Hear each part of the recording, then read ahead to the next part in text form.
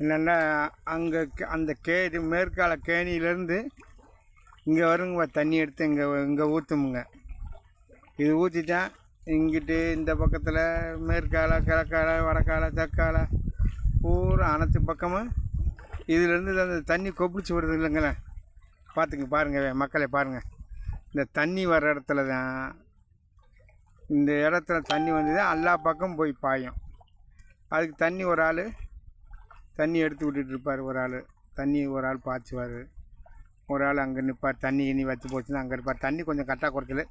தென்னம்பிள்ளை பாயிறதுக்கு தென்னம்பிள்ளை பாயுது, வயல் பாயுது, அனைத்துக்கும் பத்தாது. இங்கே ஒரு போர் ஒன்று போட்டிருக்கோம். இந்த போர் வந்து கொஞ்சத்துக்கு கொஞ்சம் நினச்சிக்கிடுவான். இந்த மோட்டரை ஓடினா அந்த மோட்டரை ஓட்டக்கூடாது, அந்த மோட்ரு ஓடினா இந்த மோட்ரு ஓட்டக்கூடாது. அப்படி அரசாங்கத்தில் அப்போ இருந்தே அப்படி எழுதி வாங்கி வச்சுருக்கான்.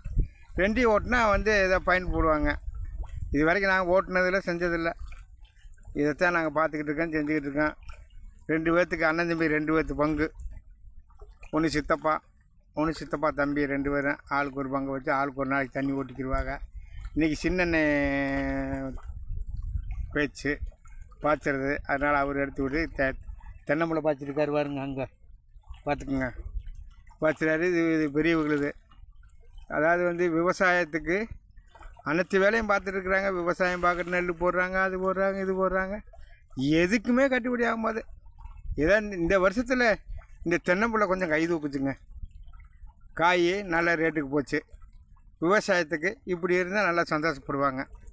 அனைத்துமே கொஞ்சம் விவசாயம் கொஞ்சம் நல்லா சவரியாக ஓடிச்சுன்னா, கொஞ்சம் விலைவாசி விளைஞ்சிச்சின்னா நல்லா ஓடும். கத்திரிக்காய் போடுவாங்க, தக்காளி போடுவாங்க, வெண்டைக்காய் போடுவாங்க, கொத்தவரங்காய் போடுவாங்க. அனைத்தையும் போட்டு பிடுங்கி லைனில் விற்றுக்கிட்டு கொண்டு போய் மார்க்கெட்டில் போடுவாங்க. ஒரு நாளைக்கு கூட போகும், ஒரு நாளைக்கு கம்மியாக வரும், ஒரு நாளைக்கு அதை செய்யும். என்ன செய்கிறது, வரவுக்கும் செலவுக்கும் செய்யணும். ஏதோ புலப்பெல்லாம் சோறு குடிச்சிட்டு சாப்பிட்டுக்கிட்டு இருக்கலாமுங்க. நேரத்துக்கு சாப்பிட்டுக்கலாம். அனைத்து விளைஞ்ச நல்லது கெட்டது பார்த்துக்கலாம். அவ்வளவுதான். விவசாயத்துக்கும் உழைப்புக்கு தக்கன கூலி இருக்குங்க. எந்த அளவுக்கு விவசாயம் உழைக்கிறோமோ அந்த அளவுக்கு கூலி இருக்குது. நம்ம விவசாயத்துக்கு வந்து வேலை செய்யக்கூடாது, அதை செய்யணும், இதை செய்யணும் செய்யாமல் இருக்கவே கூடாது. எந்த வேலையாக இருந்தாலும் கண்ணை மூடி செஞ்சால்தான் நமக்கு சாப்பாடு கிடைக்கும், இல்லாட்டி இல்லை. விவசாயம் நம்பி இருக்கிறவங்க கை கொடுக்கும். என்னடா விவசாயம் போய் பார்த்து ஒன்றும் வேலையால் இன்றைக்கி கை விட்டால் நாளைக்கு தூக்கி விடும். விவசாயத்தோட பதம் மண்ணை மதிக்கணும். விவசாயத்தை மண்ணை மதிக்கணும். இதில் போட்டால் நமக்கு வருமானம் வரும் அப்படின்னு நினச்சிருந்தா ஈஸியாக இதில் சம்பாரிச்சிடலாமுங்க.